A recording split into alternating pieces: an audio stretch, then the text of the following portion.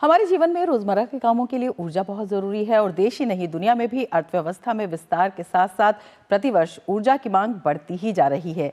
IEA का कहना है कि 2040 तक वैश्विक ऊर्जा खपत 27% तक बढ़ सकती है। ऐसे में एक बेहतर और सस्टेनेबल विकल्प के तौर पर उभरा है नवीकरणीय या अक्षय ऊर्जा, और भारत इसमें बढ़ रहा है ग्लोबल लीडर के लक्ष्य के साथ, क्योंकि भारत अपनी नवीकरणीय ऊर्जा यात्रा में एक अहम पड़ाव पर पहुंच गया है। देश की कुल नवीकरणीय ऊर्जा क्षमता 200 गीगावाट को पार कर 217.62 गीगावाट तक बढ़ गई है। क्या है इसके मायने, इसी पर करेंगे आज हम चर्चा। मैं हूं रमा त्यागी, मेरे साथ जुड़ेंगे दो खास मेहमान भी।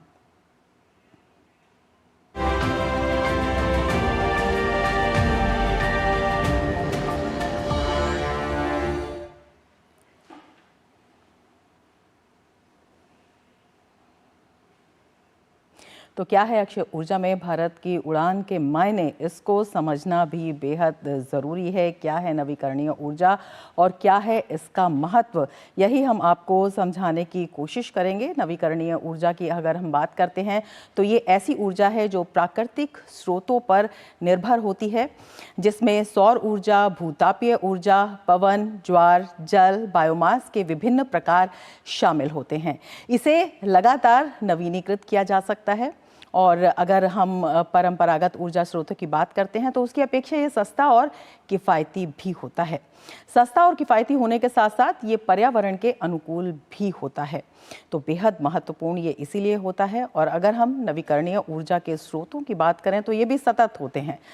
सबसे पहला सौर ऊर्जा, जो कि सूर्य की किरणों से प्राप्त ऊर्जा होती है और चहुं ओर ये उपलब्ध है। और इसके साथ ही अगर हम अगले सोर्स की बात करते हैं तो पवन ऊर्जा, जो कि हवा से प्राप्त ऊर्जा होती है, विंड एनर्जी भी इसको कहा जाता है। तो ये भी प्रचुर मात्रा में उपलब्ध है हमारे वातावरण में, प्रकृति प्रदत्त है। और इसके साथ ही जल विद्युत, जो कि पानी से प्राप्त ऊर्जा होती है, तो ये भी प्राकृतिक सोर्स के रूप में हमें मिल जाती है। इसके साथ ही जैव मात्रा ऊर्जा होती है, जो पौधों और जानवरों के जीवाश्म से प्राप्त ऊर्जा कही जाती है। इसके साथ ही अगली ऊर्जा का स्रोत जो होता है वो होता है भूतापीय ऊर्जा, जो पृथ्वी के अंदर से प्राप्त ऊर्जा होती है। तो अपने आप में ये जो स्रोत हैं ये भी बेहद महत्वपूर्ण हैं, क्योंकि इनके बारे में कहा जाता है कि इनकी सतत उपलब्धता रहती है। इसका महत्व क्या है ये जानना बहुत ज़रूरी है। सबसे बड़ी बात है कि नवीकरणीय ऊर्जा जो है वो पर्यावरण के अनुकूल है, यानी कि जो हमारा वातावरण है उसके प्रदूषण से जिसे हम बात करते हैं या ग्लोबल वार्मिंग की बात करते हैं, उसके जो लक्ष्य प्राप्त करने की बात कही जा रही है, उसमें ये एक बड़ा ही अच्छा रास्ता देती है। दूसरा, न्यूनतम या शून्य कार्बन और ग्रीन हाउस उत्सर्जन जो है उसकी हम बात करते हैं तो वो भी इससे नहीं के बराबर होता है। तो उससे उत्पन्न जो चैलेंजेस हैं उनसे निपटने में मदद करती है। इसके साथ ही जीवाश्म ईंधन पर निर्भरता को इससे काफ़ी कम किया जा सकता है। एक बहुत ही अच्छा विकल्प ये देती है, एक बहुत ही अच्छा ऑप्शन देती है। उससे कई तरह की जो समस्याएं हैं उनका एक समाधान मिलता है। इसके साथ ही ये ऊर्जा का एक स्थायी स्रोत कहा जाता है। क्यों कहा जाता है? क्योंकि ये कभी भी समाप्त नहीं होते हैं, या कह सकते हैं कि इनके ख़त्म होने की संभावना जो है बहुत कम होती है या लगभग शून्य के बराबर होती है। तो सस्टेनेबल एनर्जी सोर्स इसे कहा जा सकता है। और अगर ये स्थायी स्रोतों की इसमें हम बात करें तो जैसे जीवाश्म ईंधन है, तेल, गैस और कोयला जैसे ऊर्जा के जो स्रोत हैं उन्हें बिल्कुल सीमित संसाधन माना जाता है। इन पर दबाव भी लगातार बढ़ रहा है और उसी से कई तरह की जो चैलेंजेस हैं वो भी सामने आ रही हैं। और इस बात की भी प्रबल संभावना होती है कि ये भविष्य में समाप्त हो जाएंगे। तो उसके लिए एक बेहद बड़ा विकल्प और एक बड़ी निर्भरता जो है इस पर की जा सकती है, ये माना जा रहा है। और अब हम बात करेंगे कि किस तरह के इससे लाभ भी होते हैं। सबसे पहला लाभ होता है आर्थिक लाभ। इससे रोजगार के सृजन की बात कही जा रही है बड़ी मात्रा में। भविष्य में भी इससे रोजगार के सृजन की बड़ी संभावनाएं हैं। नौकरी के जो अवसर हैं इस क्षेत्र में काफ़ी बनते हुए दिखाई दे रहे हैं। इसके साथ ही दूसरा जो इससे लाभ है वो है टेक्निकल डेवलपमेंट, यानी कि तकनीकी विकास, क्योंकि इसमें नई टेक्निक आती है, नई प्रौद्योगिकी अपनाने पर इसमें जोर रहता है। तो ये उसका भी एक बड़ा माध्यम है। दूसरा, हम बात करते हैं जब निवेश की, तो निवेश के भी जो है काफ़ी अवसर इसमें है, और निवेश जो है आर्थिक विकास को बढ़ावा देता है, उसका एक मजबूत आधार देता है, तो उसको देखते हुए भी ये काफ़ी अहम हो जाता है। और साथ ही वैश्विक ऊर्जा की जो कीमतें हैं उसमें स्थिरता का जो लक्ष्य है वो इससे पाया जा सकता है, क्योंकि जब ये एक बेहतर विकल्प देगा तो ऊर्जा के जो कीमत है अंधाधुंध बढ़ती हुई दिखाई देती है, वो जो है उस पर लगाम लगाने में इससे मदद मिलती है। और इसके साथ ही जो सार्वजनिक और सामुदायिक स्वास्थ्य है उसको भी इससे सुधारा जा सकता है, बढ़ावा दिया जा सकता है, क्योंकि जीवाश्म आधारित जो ऊर्जा होती है उससे कई तरह के इस तरह के केसेस आए हैं या इस तरह की जो रिपोर्ट्स भी आई हैं कि उससे स्वास्थ्य को एक बड़ा खतरा रहता है। तो अपने आप में बेहद महत्वपूर्ण जो हैं इसके फ़ायदे हैं, और इसके साथ जो भारत लगातार इसमें प्रगति कर रहा है, भारत ने लगातार इस दिशा में जो कदम बढ़ाए हैं उन्हें भी काफ़ी अहम माना जा रहा है। भारत ने अक्षय ऊर्जा के क्षेत्र में बड़ी छलांग लगाई है। भारत स्वच्छ ऊर्जा के क्षेत्र में ग्लोबल लीडर के रूप में उभर रहा है। देश में नवीकरणीय ऊर्जा यानी कि RE इसके क्षेत्र में अभूतपूर्व वृद्धि देखने को मिली है। वर्ष 2024 में देश ने सौर और पवन ऊर्जा प्रतिष्ठानों, नीतिगत प्रगति और बुनियादी ढांचे की अगर बात करते हैं तो इसमें सुधार के लिए महत्वपूर्ण प्रगति की है, जिससे वर्ष 2025 में महत्वाकांक्षी लक्ष्यों के लिए मंच तैयार हो गया है। वर्ष 2030 तक 500 गीगावाट गैर जीवाश्म ईंधन आधारित ऊर्जा क्षमता का लक्ष्य रखा गया है, और 20 जनवरी 2025 तक भारत के कुल गैर जीवाश्म ईंधन आधारित ऊर्जा क्षमता 217.62 गीगावाट तक पहुंच गई है, और इसे एक बेहद महत्वपूर्ण उड़ान बताया जा रहा है, एक बड़ा पड़ाव बताया जा रहा है। वर्ष 2024 में रिकॉर्ड तोड़ 24.5 गीगावाट और क्षमता और 3.4 गीगावाट पवन क्षमता जोड़ी गई, जो 2023 की तुलना में सौर प्रतिष्ठानों में दोगुने से अधिक वृद्धि और पवन प्रतिष्ठानों में 21% की वृद्धि को दर्शाती है। भारत की अक्षय ऊर्जा वृद्धि में सौर ऊर्जा प्रमुख योगदानकर्ता के रूप में बनी रही, जो कुल स्थापित अक्षय ऊर्जा क्षमता का 47% है। पिछले साल 18.5 गीगावाट सौर क्षमता की स्थापना हुई, जो 2023 की तुलना में लगभग 2.8 गुना अधिक है। राजस्थान, गुजरात और तमिलनाडु शीर्ष प्रदर्शन करने वाले राज्यों के रूप में इसमें उभरे हैं। तो इसी पर हम चर्चा करेंगे, और हमारे साथ दो खास मेहमान इस वक्त जुड़े हुए हैं। हमारे साथ जो मेहमान जुड़े हुए हैं उनका परिचय मैं आपसे करा देती हूँ। हमारे साथ डॉक्टर अजय माथुर जुड़े हुए हैं, director general international solar alliance, और हमारे साथ शुभमोय भट्टाचार्य जी भी जुड़े हुए हैं जो आर्थिक पत्रकार हैं। सबसे पहले डॉक्टर माथुर आपके पास आएंगे और आपसे जानना चाहेंगे, भारत ने जो ये अहम लक्ष्य प्राप्त किया है, किस तरह से इसके महत्व को देखते हैं, किस तरह से जो एनर्जी चैलेंजेस है फ्यूचर के उसका भी समाधान देता हुआ दिखाई देता है? भारत और सभी विकासशील देशों में जो सबसे बड़ी प्रॉब्लम है वो ये है, हमारे यहाँ ऊर्जा की बढ़ती चली जा रही है। हर साल लगभग बिजली की खपत 5% हर वर्ष बढ़ती है। इसका ये मतलब है कि हम लोगों को दिन में भी और रात में भी नई ऊर्जा संस्थाओं का को इकट्ठा करना पड़ेगा। तो देखिए सबसे बड़ी प्रॉब्लम क्या है कि जैसे सौर ऊर्जा, पवन ऊर्जा है, ये जिस वक्त सूरज चमकता है या बिजली या पवन ऊर्जा बहती है उस वक्त तो होता, लेकिन बाकी वक्त क्या करें? भारत ने ये करके दिखाया पिछले साल में 2024 में कि नई बैटरी और पवन और सूर्य ऊर्जा को जोड़ के हम लोगों की जो नई फैसिलिटीज बनी वो बिजली हमको दे रही हैं कोयले से कम दाम में। जो नए कोयले के प्लांट बने हैं उनसे कम दाम में, ये एक बहुत बड़ी उपलब्धि है, क्योंकि इसका ये मतलब है कि जो विकासशील देश हैं उनको भी आगे चल के पूरी तरह से आप नवीकरणीय ऊर्जा की ओर से देख सकते हैं। क्योंकि देखिए ये एक ये इसमें जो आप सामान भी बनाते हैं, तकनीक भी बनाते हैं, जैसे आपने कहा, आप लोग भी इस पे इकट्ठा करते हैं, इससे आर्थिक विकास भी होता है, और इसकी वजह बाकी जो दुनिया है उसको भी सीख मिलती है। कोई देखिए, बाकी दुनिया को जो विकासशील देशों से एक भारत में एक विकासशील देश है, भारत में जो हुआ उसको देख के और देश कॉपी करते हैं। हमारी तरफ से जो लोग हैं, जो तकनीक है, वो और देशों में पहुंच सकती है। यही मेरा काम है मेरे इंटरनेशनल सोलर अलायंस का। हम लोग ये देख रहे हैं किस प्रकार से भारत की तकनीक और लोग अब बाहर भी उनकी कितनी चाहत है, और किस प्रकार से अब दुनिया भर में जो भारत का मॉडल है, क्योंकि हम लोगों ने किया इसलिए और लोग भी कर सकते हैं। बिल्कुल, दुनिया भर में जो भारत का मॉडल है वो छा गया है एक तरह से, और लगातार आगे भी बढ़ रहे हैं। शुभमोय भट्टाचार्य जी, आपके पास आना चाहेंगे। आपसे जानना चाहेंगे, जब हम इसके आर्थिक महत्व की बात करते हैं, एनर्जी का तो एक जो बेहतर ऑप्शन है वो है ही, लेकिन किस तरह से जो आम आदमी है, चाहे वो किसान हो, चाहे वो उद्यमी हो, चाहे वो एक उपभोक्ता हो, उसके लिए ये किस तरह से एक बहुत अच्छी खबर है?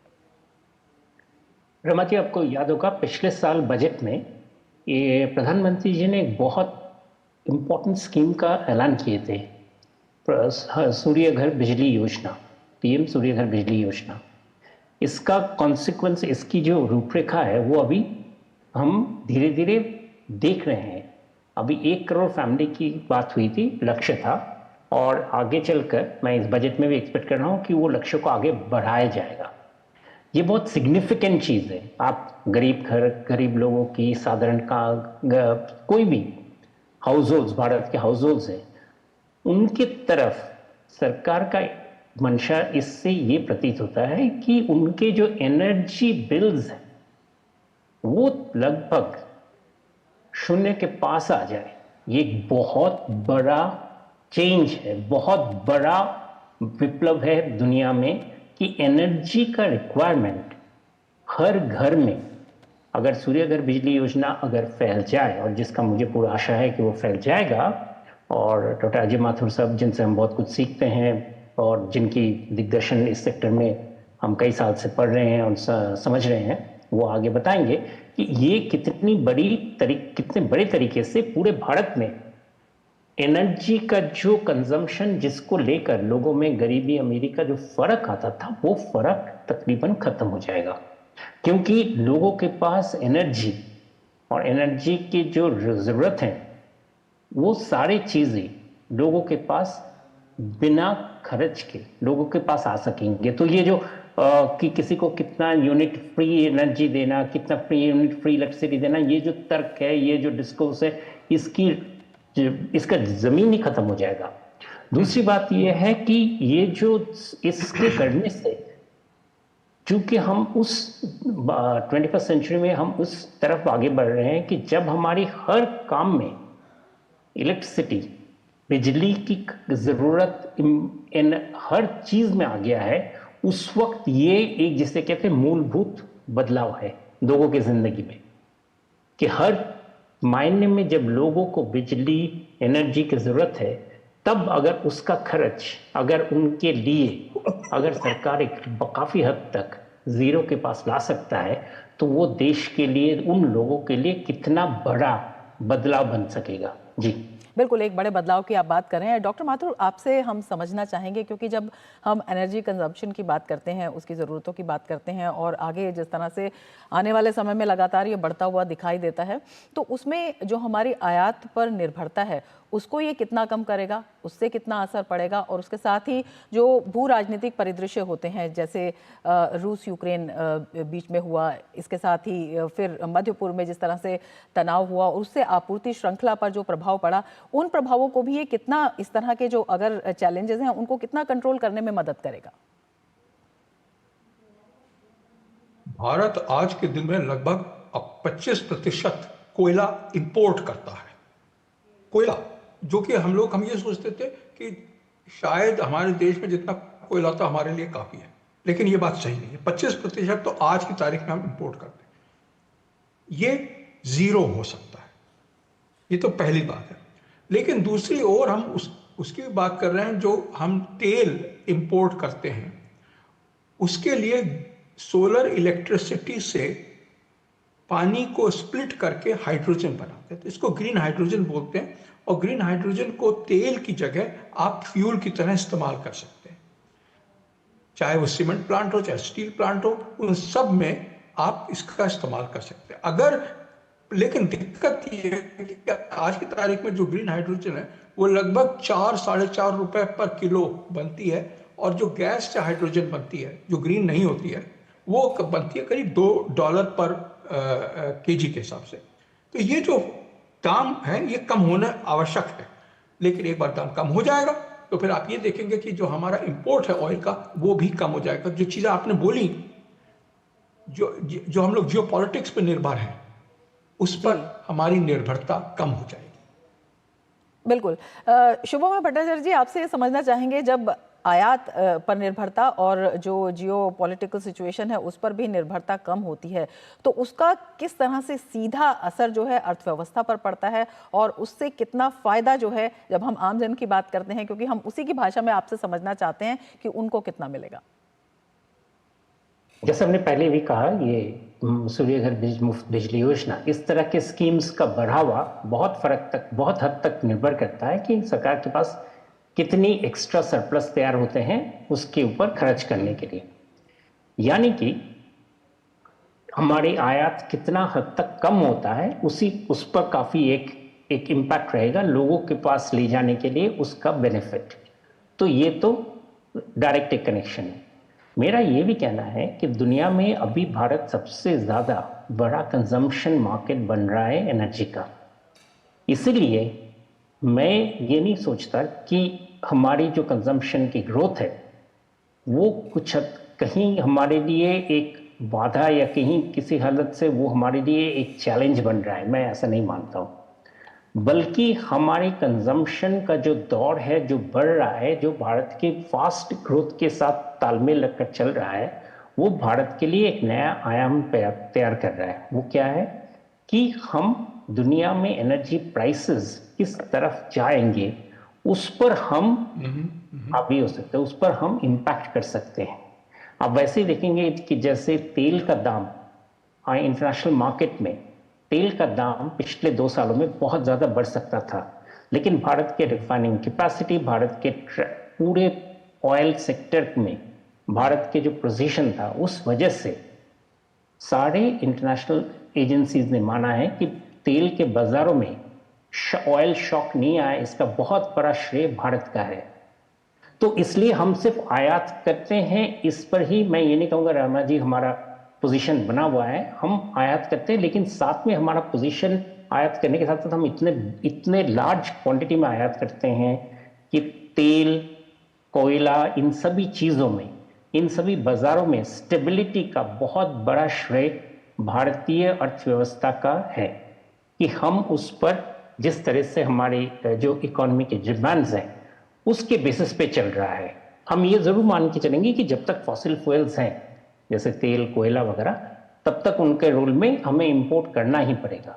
लेकिन जैसे जैसे हमारे रिन्यूएबल एनर्जी, जिसको लेकर आज का डिस्कशन चल रहा है, कि जैसे जैसे रिन्यूएबल एनर्जी 500 गीगावाट तक बढ़ रहा है और आगे भी इसका 2030 तक चलता रहेगा जी, तो उसके साथ साथ हमारा ये जो एनर्जी सिक्योरिटी, जो मैं इंडिपेंडेंस ज्यादा मानता हूँ, एनर्जी इंडिपेंडेंस नहीं, एनर्जी सिक्योरिटी का हमने जो एक वलय तैयार किया है, हमने जो रिंग तैयार कर रहे हैं, वो बहुत सशक्त हो जाएगा। जी बिल्कुल। इसी जो सशक्तिकरण की दिशा में हम आगे बढ़ रहे हैं, इसी पर हम आगे भी चर्चा करेंगे, लेकिन अब वक्त हो चला है एक ब्रेक का। आप बने रहिए DG न्यूज के साथ। जब धरती चीर कर निकलता है लोहे का पत्थर और मिलता है मोंगिया के जोश से, फिर तपता है, पिघलता है और बनता है फौलाद। अब होता है सरिया सारी खूबियों के साथ। मोंगिया स्टील, मजबूत देश का मजबूत सरिया।